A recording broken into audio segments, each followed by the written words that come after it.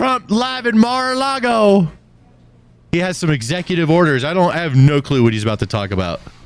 I want to thank some of the great people from the Palm Beach County Sheriff's Office. They're here to take photographs, and it's my honor to do so. Also, the fire department, the great firefighters. So they're here throughout the room, and I want to thank you very much for being here. I'll be with you in a little while. We'll do some great photos. We have plenty of time. Policemen, policewomen, and firemen, firewomen, they're here, and we appreciate it very much. You've done a fantastic job. I think it's very important to state that incredible things are happening in our country. I think we've made more progress in 3 weeks than they've made in 4 years, especially with respect to the reputation of our country. And people are respecting us again as a country and as a powerful country, and maybe a smart country, but maybe not so smart, because when you look at some of the waste, fraud, and abuse that's being uncovered by DOGE and the people at DOGE, these are young, often young, but super brilliant people, incredible computer scientists and other things, and they're finding levels of fraud and waste and abuse. Using AI to find it. Like, I think nobody ever thought possible. But before we do that, I just want to ask Will to come over. I've just finished signing some executive orders, and if we could start with that, Will, you might want to come up here and just explain what we did. Thank you.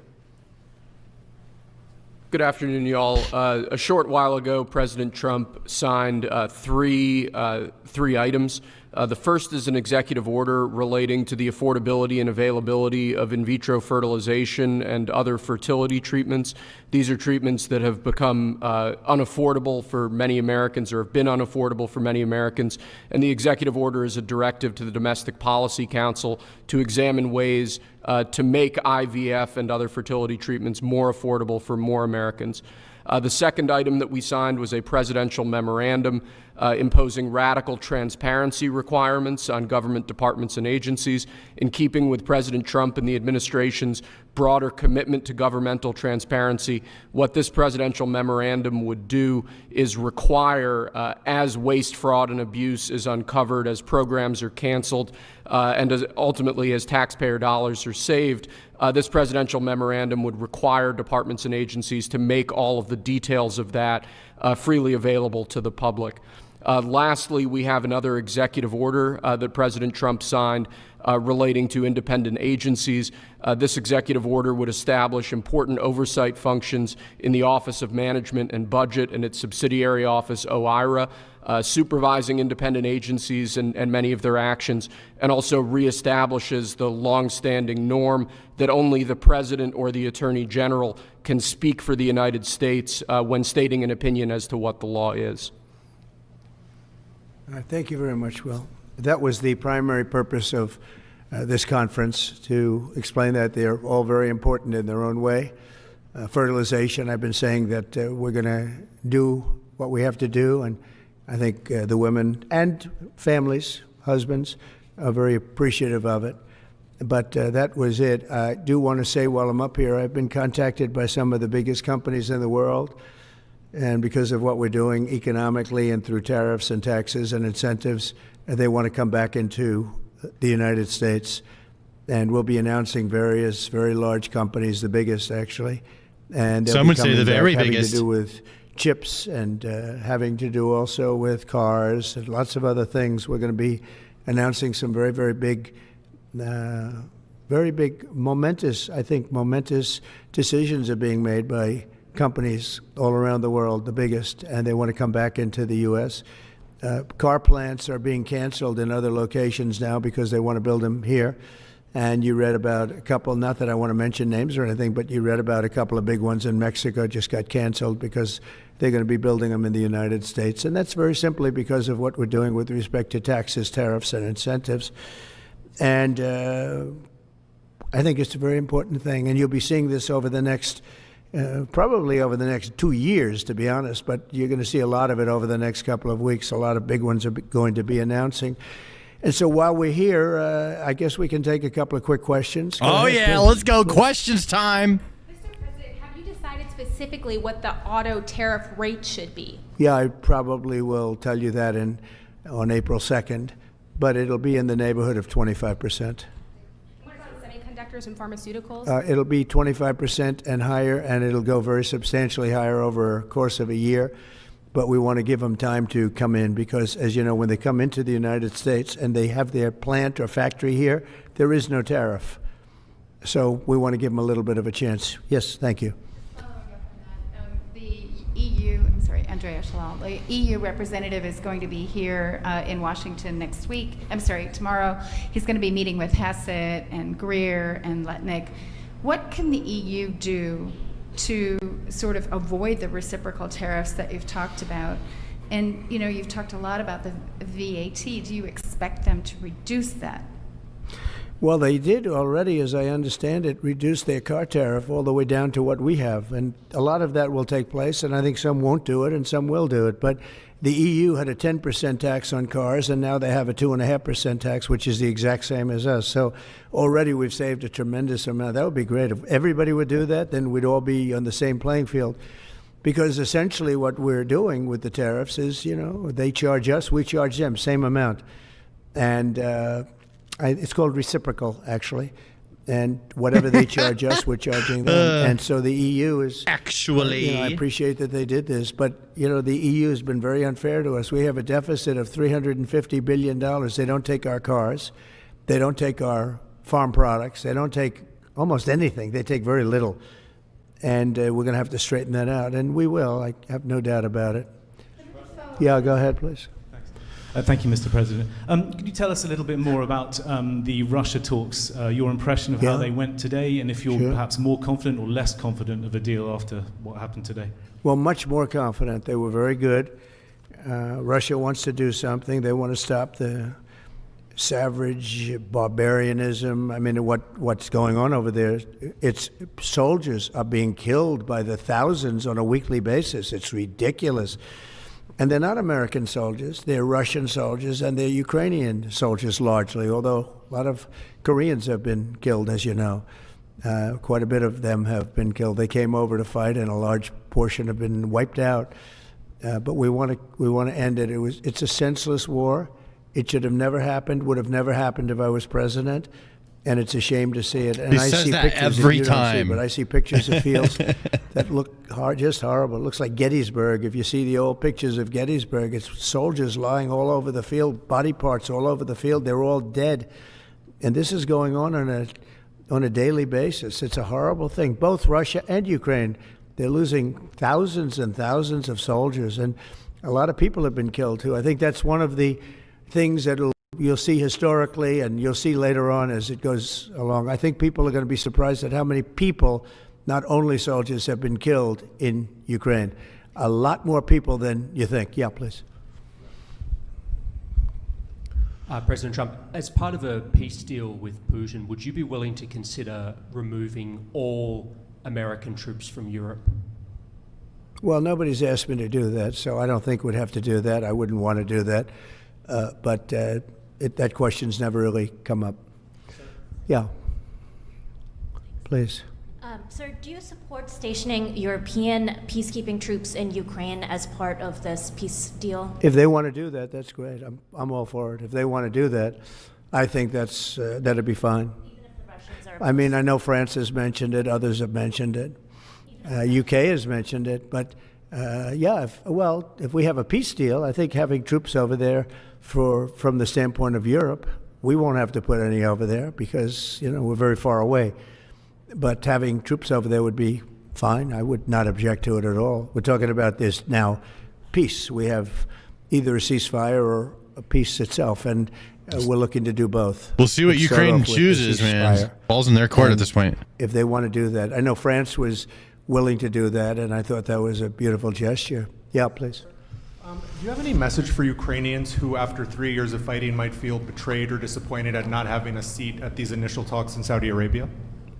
Well, I think I'm really disappointed in what's happened. I've been watching this for 3 years. It's a war that would have never happened if I was president, and I've been watching these people being killed at levels that you've rarely seen, not even close, since the Second World War. Crazy. And I'm very disappointed. I hear that, they're upset about not having a seat. Well, they've had a seat for 3 years, and a long time before that. This could have been settled very easily. Just a half-baked negotiator could have settled this years ago without the loss of much land, very little land, without the loss of any lives, and without the loss of cities that are just laying on their sides. You have those magnificent golden domes that are shattered, will never be replaced. You can't replace them. 1,000-year-old domes that are so beautiful, you can't replace that. A whole civilization has changed because of what. So when they're worried about not being seated, you mean somebody that should have gone in and made a deal a long time ago? You could have made a deal. This is one that could have made a deal. There was no talk of this during the Trump administration. Putin would have never, ever done it. And by the way, we wouldn't have had October 7th. You know that. We wouldn't have had October 7th either in Israel.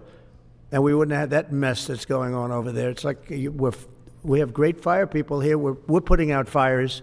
All over the world we're putting out fires. So that wouldn't have happened. And you know what else wouldn't have happened? Inflation. Because it was caused really by the cost of energy going through the roof because of their bad energy policies and also their spending, their terrible spending, wasteful spending on the Green New Scam. It's a scam. It's a whole big scam. I love it when he says that. Yes, sir. Green New Scam. What would it take for you to reconsider the restrictions on the Associated Press? And secondly, some of your advisors are concerned with the Associated Press's style guide, using language and giving guidance to not use words like illegal immigrant or to use phrases like gender affirming care. And they're concerned about that being an encroaching amount of liberalism in the way in which the press writes about things. Do you share those concerns? Well, I do think that some of the phrases that they want to use are ridiculous, and I think, frankly, they become obsolete, especially in the last 3 weeks, because many things have happened in the last 3 weeks. The world changed real quick. They could change back real quick, too, though. Keep that in mind. They want to use certain phrases like that, and I guess some are okay, but many aren't. But the Associated Press just refuses to go with what the law is and what is taking place. It's called the Gulf of America now. It's not called the Gulf of Mexico any longer. I have the right to do it, just like we have the right to do Mount McKinley, and nobody's even challenging that. But only the essentially, it's primarily the Associated Press, and I don't know what they're doing, but I just say that we're going to keep them out until such time as they agree that it's the Gulf of America. We're very proud of this country, and we want it to be the Gulf of America. Yes. Now, the Associated Press, as you know, has been very, very wrong on the election, on Trump and the treatment of Trump and other things having to do with Trump and Republicans and conservatives. And they're doing us no favors, and I guess I'm not doing them any favors. That's the way life works. But, you know, thank you for the question. Who are you with? Very good question. Thank you. Yes.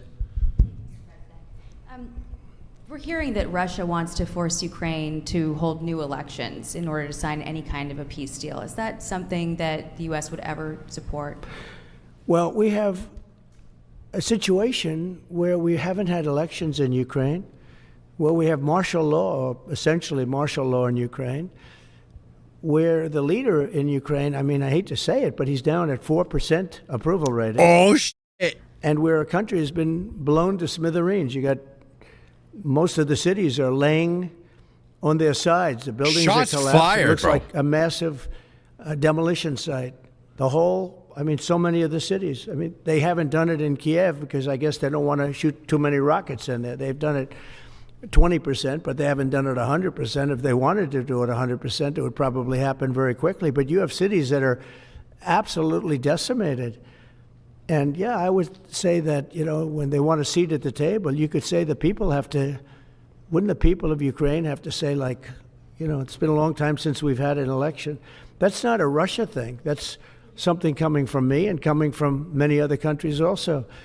You know, Ukraine is being just wiped out. Look at what's happening to the cities. There are cities, there's not even a building standing. It's a massive, you talk about Gaza. I mean, it's literally, these cities look like Gaza. Actually, many have, percentage-wise, more buildings knocked down than in Gaza. So, you know, people are tired of it. People want to see something happen. And, you know, the other thing that it's been bothering me for a long time because I solved the problem with NATO. They paid hundreds of billions of dollars. That's true. Into the funds of NATO when I said you got to pay, because the United States was paying for European countries, and then they take advantage of us on trade. But I've seen it. Look, they have to pay. They have to find out, where is the money going to? We have, I believe President Zelensky said last week that he doesn't know where half of the money is that we gave him. Well, we gave them, I believe, $350 billion, but let's say it's something less than that, but it's a lot.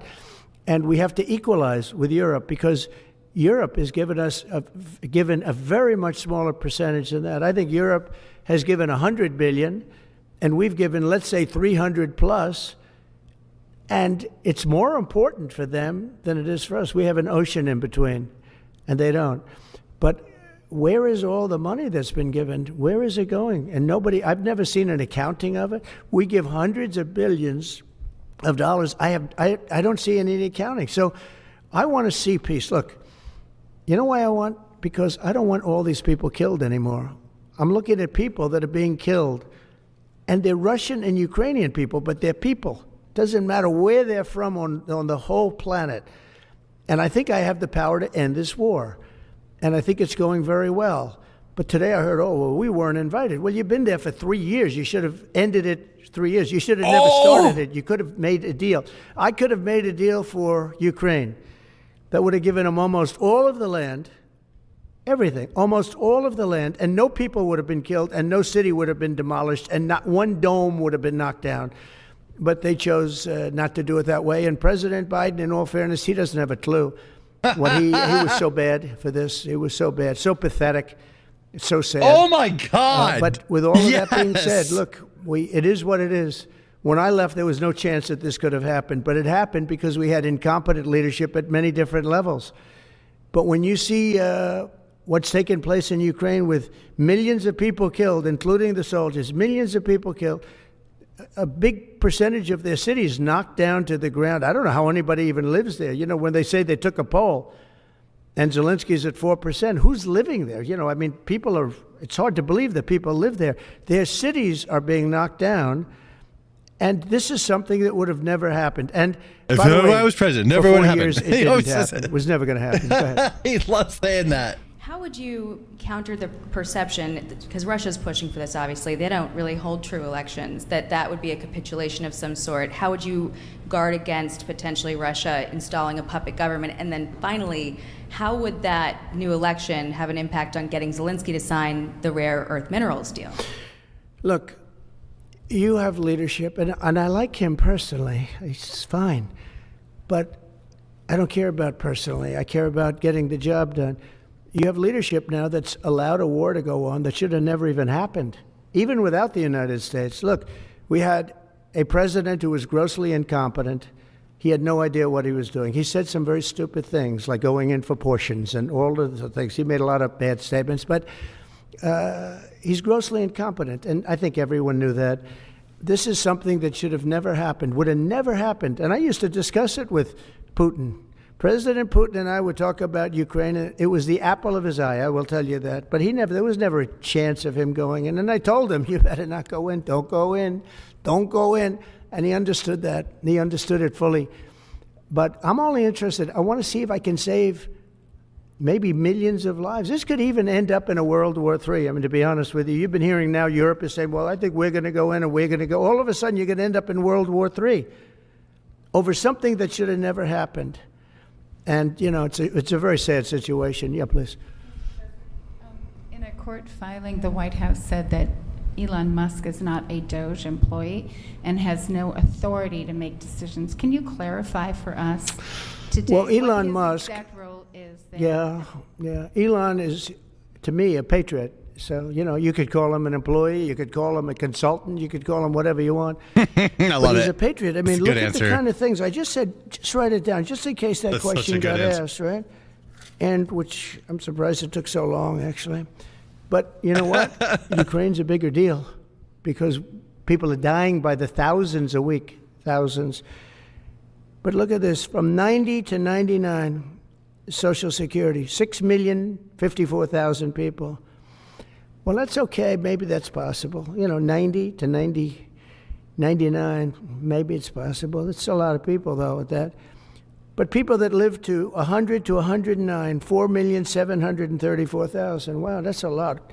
That means over 100 years old. There are 4 million people. That's crazy. I don't know too many. I know people that are doing great in their 90s, but not too many people over 100. But over 120, from 120 years old, people that are 120 years old up to 129, 3,472,000 people. Wow. That can't possibly be, because the record is like, I think it's one person, a woman, lived to 127, but they have 3,472. Okay, but now we're going really in. People from 130 years old to 139-year-old, 3,936,000. Wow. I wonder if people are getting paid with all this. I mean, are these checks? And that's what we're checking right now. People from 140 years old to 149 years old, 3,542,000, 140 years old and beyond. Now we're really going, because we're looking to break the record by 25 years. People from 150 years old to 159 years old, 1,345,000. These are by the way, these are in the computer files. This is what they do well. They're super. I asked Elon, who are these DOGE people? He said they're super brilliant computer people and they love the country.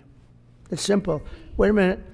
People from 160 years old to 169 years, 121,000. So 160-year-old people. 170 to 179,000, 6,087.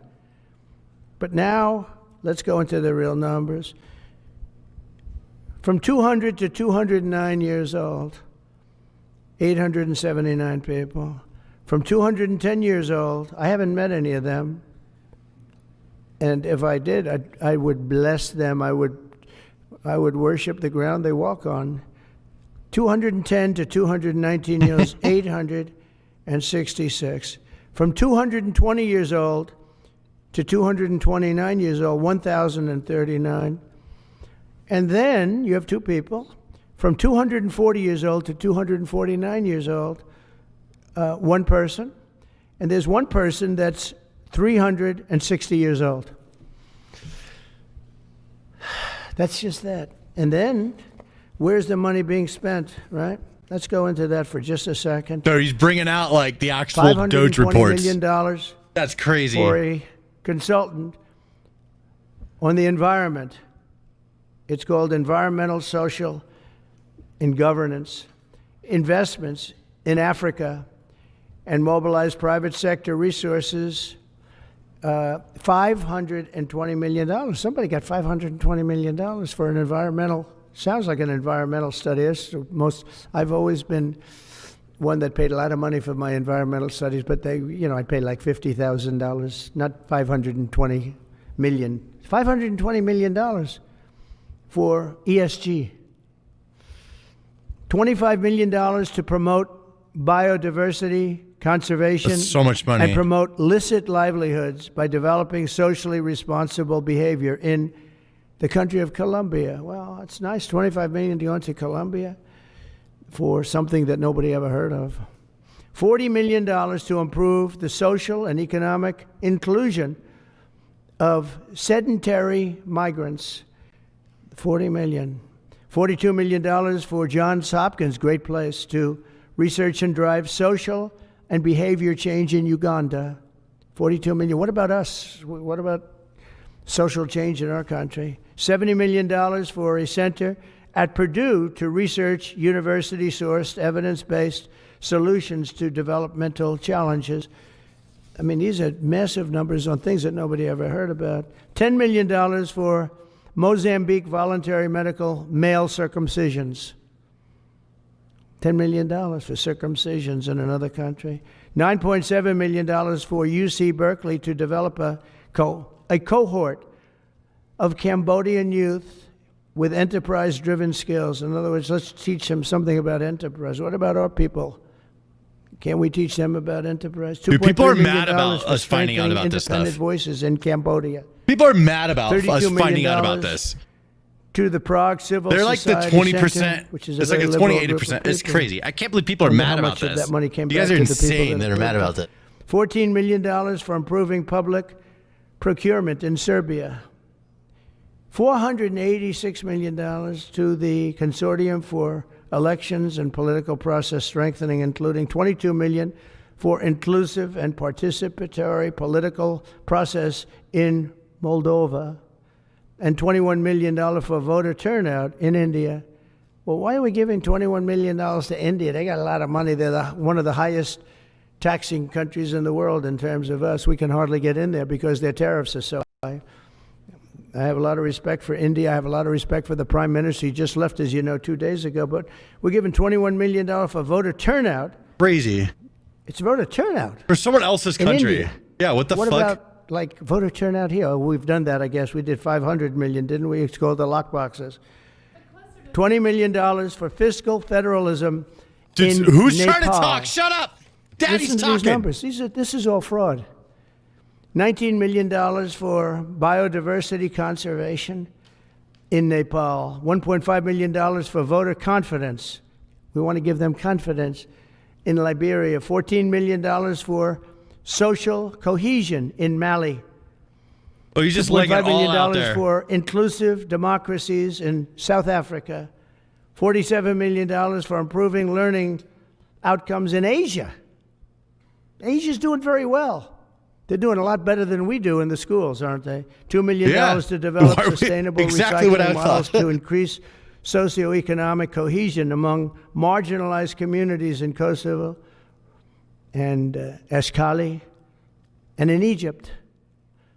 We're talking about hundreds of billions of dollars. I could, by the way, I could read this all day long. I could go on all day long, and you'll see hundreds of billions of dollars, and we're doing it. But when I saw the Social Security numbers, I said, wow, that's really something. So we have, let's just go above 100 years old. We have millions and millions of people over 100 years old. Everybody knows that's not so. We have a very corrupt country, and it's a sad thing to say, but we're figuring it out. Now, the good thing about Social Security and what I read is if you take all of those numbers off, because they're obviously fraudulent or incompetent, but if you take all of those millions of people off Social Security, all of a sudden we have a very powerful Social Security with people that are 80 and 70 and 90, but not 200 years old. You know, so it's a very positive thing. How about over here? Oh my God, Please. that's so funny. This cracks up. Who resigned? I don't know. I mean, I resigned or got fired. I think got fired. You know, when you fire somebody, they always resign, and then they say, we resigned. But when you have numbers like that, I think really it's got fired.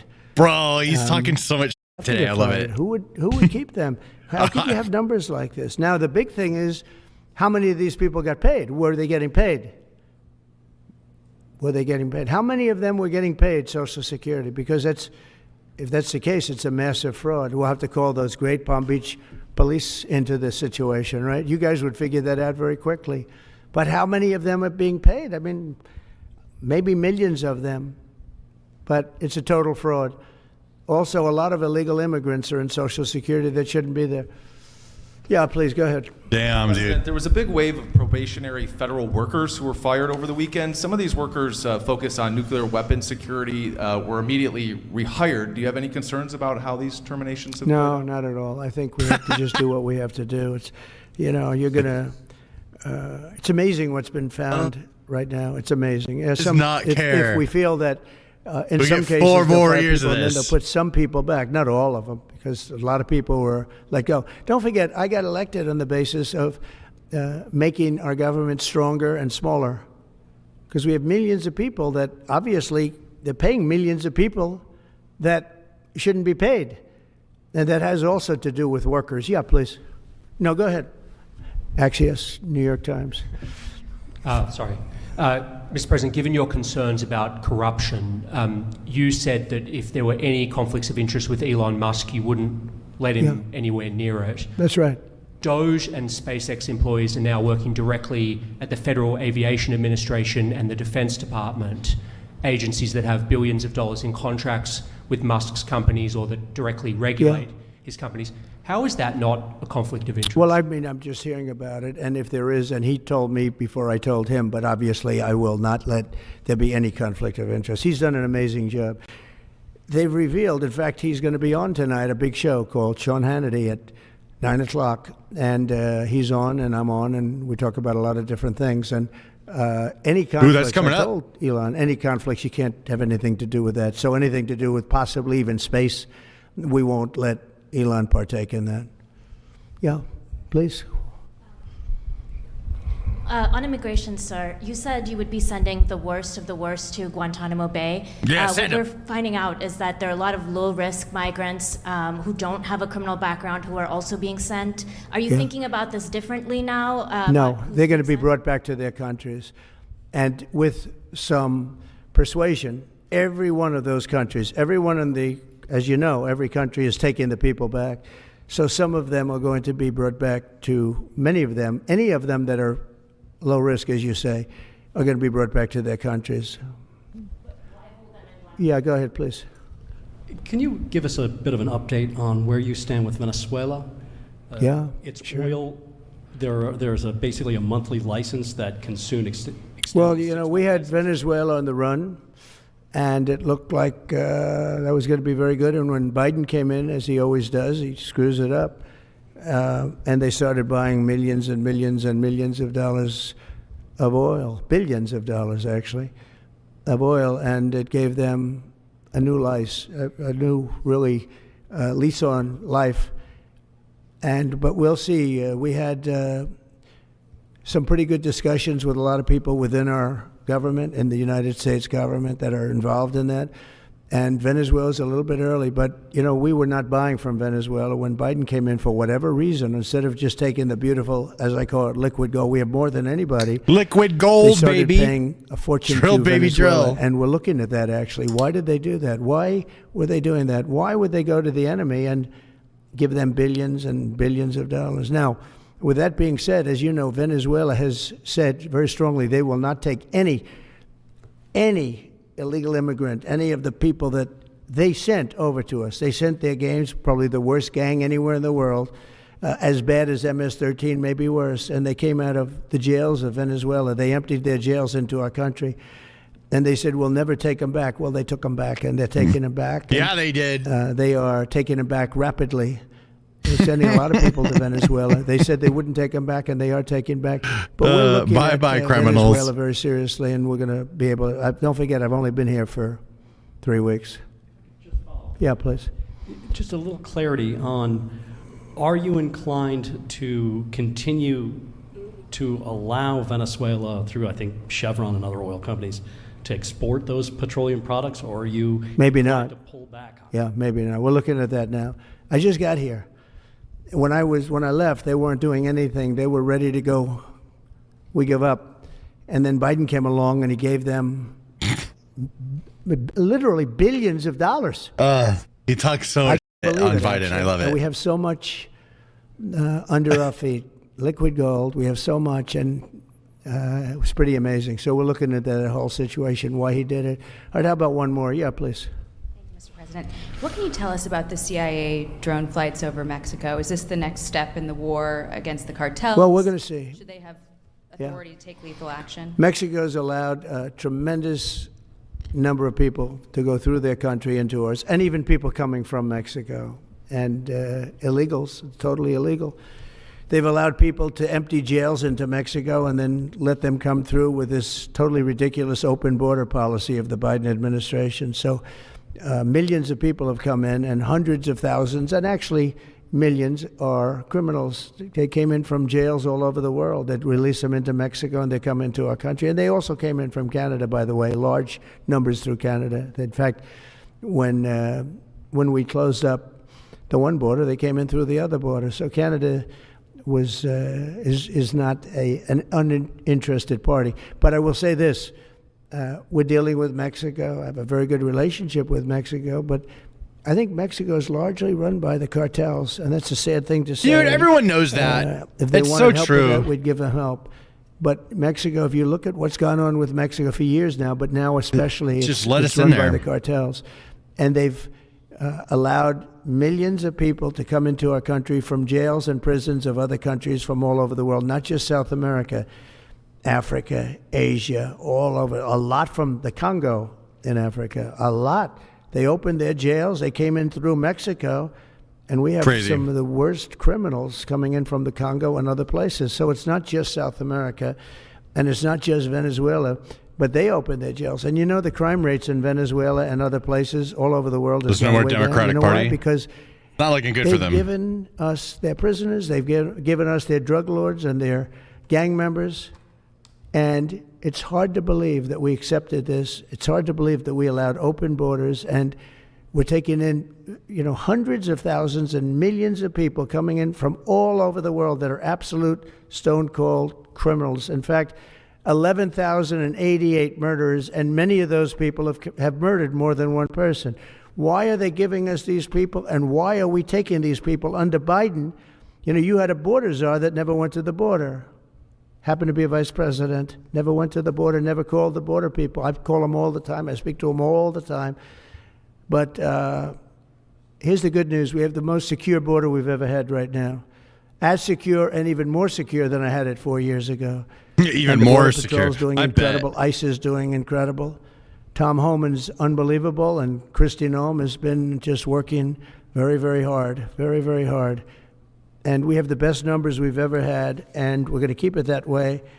And we're going to find out how a thing like this could have happened to our country, because who would allow this to happen?